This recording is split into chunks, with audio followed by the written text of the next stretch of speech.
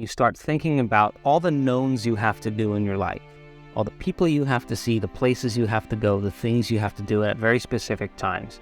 And you anticipate the feeling of every single one of those events. Today, we'll be discussing how to change your mind instantly with the help of world-renowned speaker and personal transformation expert, Dr. Joe Dispenza.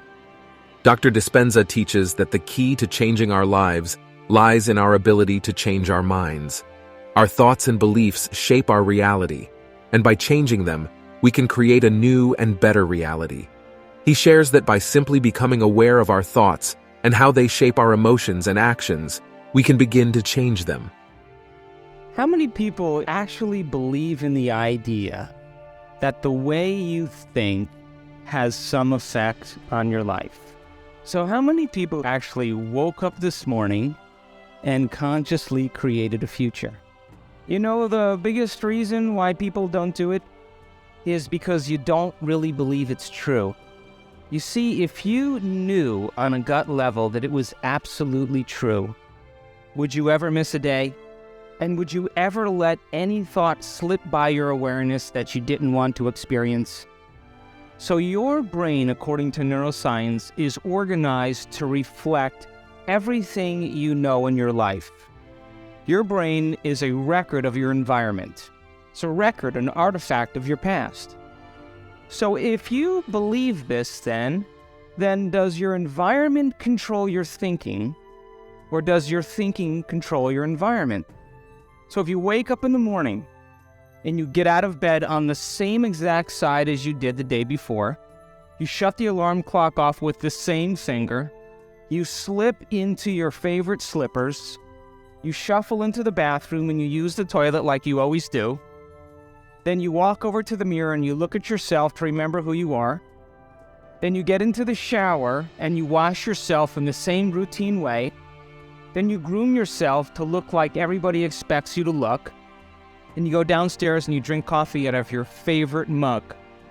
Then you drive to work the same way as you did the day before. You see the same people that push the same emotional buttons. You do the exact thing that you know how to do and you memorize and can do so well that you're an expert at. Then you hurry up and rush home so you can hurry up and check your emails, so you could hurry up and go to bed, so you could hurry up and do it all over again. Now, here's my question. Did your brain change at all that day? We could say that you were thinking the same thoughts, performing the same actions, that create the same experiences, that produce the same emotions, but secretly expecting something to change in your life. And there are plenty of people in our work that have done it enough times to know when you're there and when you're not. And when you're not, it's very obvious because you've been there enough time. It's just like hitting a tennis ball in a sweet spot. You lock into something and that wholeness starts to happen, and now you're no longer creating from polarity or duality or opposites. You know, they create when they see they don't have something. Whether, hey, nice suit, I want one of those, right? And the moment I see that you have a nice suit and I start thinking, I want one of those, my brain naturally starts putting me in the equation. Next thing you know, I'm wearing your suit. Well, that's because we're wired to do that. So then we have this natural ability to create. The problem is after you imagine that, you open your eyes and you don't have it, people experience more lack. Well, we're not that good yet. So then the act of practicing enough times and beginning to create the state in which you're so connected to the energy of your future, you're no longer looking for it or waiting for it. You feel like it's already happened. The moment you get upset in traffic, the moment you start judging a coworker, you just disconnected from the energy of your future, and now you're back to the energy of your past. If you tell me it was that person that did it to you, I'd say to you, oh, you're back to the unconscious program of being a victim again. So then the person then goes, oh, when did I fall from, that state? When did I lose it? Oh, it happened at 3 o'clock today. The next time that happens, what can I do differently? Now the person's moving through their challenges in their life with coherence, with rhythm. They're starting to begin to make strides. They're no longer knee-jerking to the people in their life that they've used emotionally to reaffirm their identity. Now, this is the work because you look around to see if anybody's doing it, and you don't see anybody else doing it. It's kind of this kind of lonely moment where you're realizing that I'm the only one doing this. That's that kind of moment that you realize that nobody understands you but you, right? And you can't even ask your friends for their opinion because They're going to give you their opinion based on their own experiences. And it's that kind of moment where you have to draw in all your resources and begin to make up your mind. So the optimism that I have is that if you teach people then how to be able to become more self-dependent and teach them that they have the resources to heal their body or to create opportunities in their lives, they can begin to take the energy of that disorderliness, and by creating more coherence and brain coherence and heart coherence in the midst of when everything else is collapsing, the only way that change is going to take place is if you see the evidence of the collapse right in front of you. I think the challenge is that people have to wake up. And the question is how uncomfortable you have to become before you make up your mind to change something. People live the majority of their life in familiar feelings. You wake up in the morning as Ben.